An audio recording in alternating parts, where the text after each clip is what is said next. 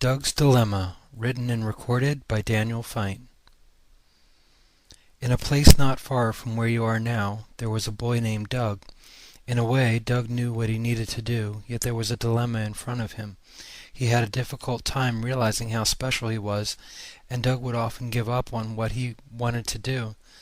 For as much encouragement as Doug had had in his life, he would still not believe the kind words of others.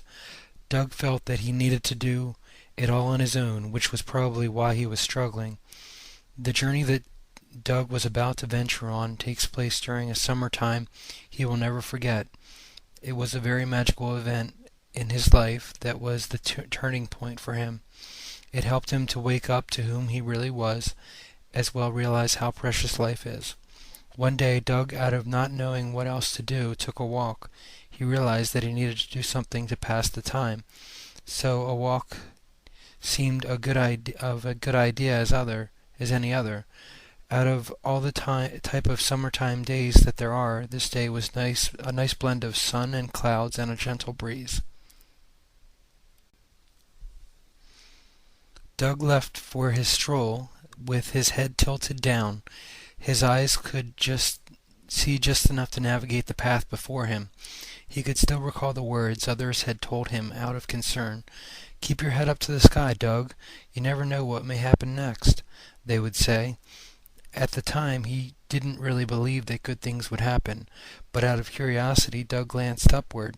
The sky was a vast blue, the clouds were in various puffy forms, and the sun had just slipped behind one of the bigger-sized clouds. Not many people knew why Doug thought about himself the way he did.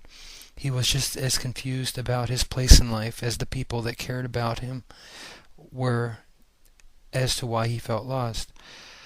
After gazing at the sky for a bit, he continued walking towards the turn in the path that led him in a slightly different direction. Yet this time it was not slightly different for Doug, but completely different. He had been down this path many times, yet for some reason there was a nice surprise. Doug moved along a path well known to him in his life, yet today something caught his eye. A bright blue shimmering light seemed to be shining about 20 feet from where he was. Thinking it was nothing more than the sun reflecting off a small piece of glass, he dismissed the idea of checking it out to see what it could be. Nothing really exciting happened in Doug's life, he thought, so why would it start now? Just then the shimmering light stopped shining, as if it had just disappeared. He figured that the clouds had covered the sun, and the piece of glass had no reason to shine, kind of like Doug. But just as he was about to continue on with his walk, the light started shining again, yet this time it was quite larger of an orb, and Doug had no choice but to try to figure out what this thing really was. He approached cautiously towards the lighted object, yet when he was nearly arm's length from being able to pick it up, the light once again disappeared and Doug was left to search for it more carefully.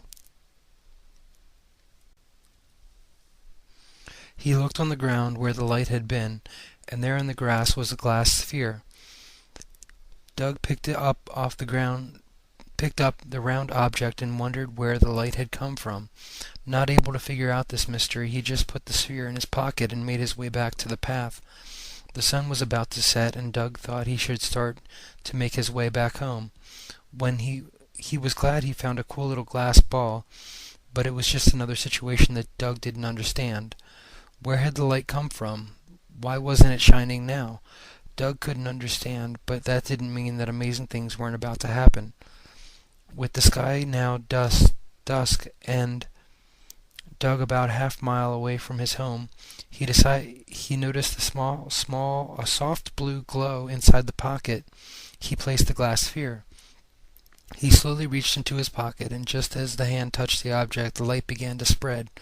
Doug felt a tingling sensation as the soft blue glowing light started making its way up along his arm. The sensation continued as the light was quickly covering Doug's body until all but his neck and head were the only thing not glowing. That was soon to change. Within a moment, noticed, Doug was completely covered in glowing blue light. He felt a comfortable warm sensation throughout his entire body, and then the light expanded in all directions until Doug could see nothing but a blue glow. This lasted for a few seconds of time until the light retracted back into the form of Doug's body, back down into his arm and into the glass sphere. All was dark around him except for the glowing of the sphere in his pocket. He took out the sphere in hopes of using it as a flashlight to recognize where he was. Doug slowly moved it around the area he was standing. He couldn't identify anything around him. From what he could tell, it was just himself, the glowing glass orb, and the darkness around him. Doug was of course a bit anxious about these events happening, yet he hoped that he would find his way. Whispering. Doug's ears perked up to try to understand what the sounds were saying. The dialect was noticeable, but not loud enough for him to understand the words. More whispering.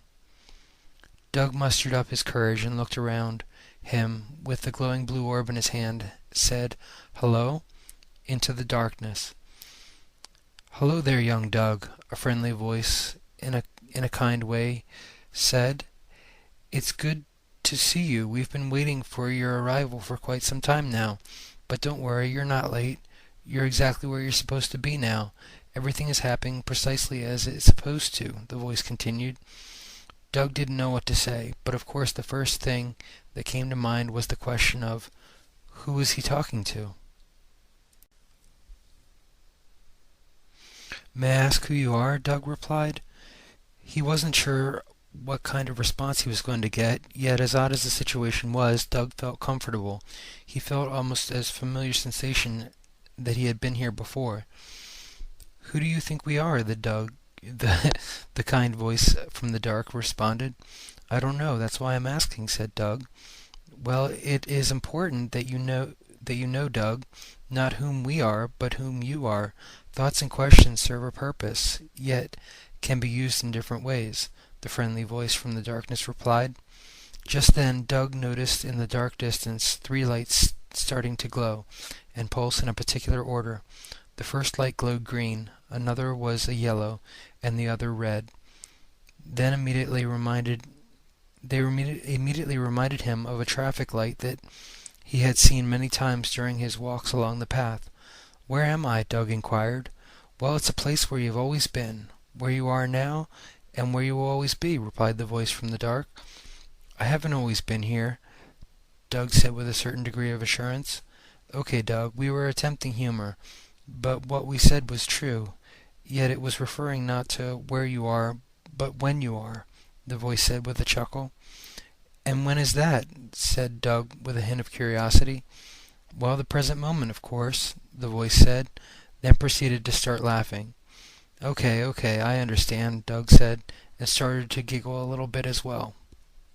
Doug continued to look towards the traffic signal type of lights in the distance. The thing he couldn't understand was why they weren't lighting up the room to where he had been transported to. Just then another one of the voices perked up and said, "By the way, Doug, what's your favorite color?" Doug thought about it for a while. All he knew is he wanted to go somewhere other than be in the darkness, so he considered the green light as a symbol to go and presented the voice with the answer. "I like green," Doug answered. "That's a good choice," the voice delightfully said, and then added, "It was nice chatting with you, my friend. Enjoy your journey. Take care, and bye for now." "Okay," Doug replied, wondering what would happen next. "Thank you as well." Just then the traffic signals style lights started to swirl and multiply. First the red light expanded into a line that went straight above Doug's head and then vanished. The yellow and green lights were still on the move. The yellow light began to form circular patterns around the green lights, until finally they disappeared as well, leaving only the green glow in front of him. With the glass sphere that Doug had found still glowing in his hand, he started to move towards the green lights before him. A moment later, all the green lights that had expanded and multiplied formed a path for Doug to follow. With no other direction to go, Doug started to follow the path of green lights. There weren't many of the lights in the There weren't many of the lights in the cleverly laid out line, yet the closer he walked to the last one, another few lit up sequentially, as well as the lights that he had previously traveled on were now gone. He continued for at least a few hours following the path of lights before him. At least Doug thought it had been a few hours. For all he knew, it could have been longer than that. The whole experience was very disorienting. He must have gone around a corner in some way, for the moon of the night sky was now shining above him. As this all unfolded, the glass sphere he was holding started to blink in a timed pattern. The blue glow of the sphere was beginning to steadily fade in and out. Glancing upward again, Doug saw what he thought was a square-like shape surrounding the moon. If he had to take a guess, it almost seemed like to be a window. The walls of the environment started to look oddly enough like the wallpaper in his bedroom. With the glass sphere still in his hand, Doug held it out in front of him to try to see the same pattern of wallpaper. See if it was the same pattern of wallpaper. Suddenly, the sphere jumped out of his hand in the direction he was pointing, and Doug saw the blue glow separate to form numbers. The soft glowing blue numbers formed into just what his alarm clock looked like before the power had gone out and the digits blinked. Doug's eyes started to refocus in the way that he realized he was actually in his bedroom. He reached into the direction of the blinking clock and found a lamp next to it. Turning on the switch, it was confirmed where he was. He was in his bedroom, yet he couldn't figure out how he had arrived there. Certainly not by following a path of green lights, unless, of course, that is how he got here. Doug started quickly questioning his sanity and the experience that had just happened. Everything seemed normal from there on out in his life, yet to this day he still can't figure out the transition of the normal everyday walk in his neighborhood and the mysterious arrival in his bedroom.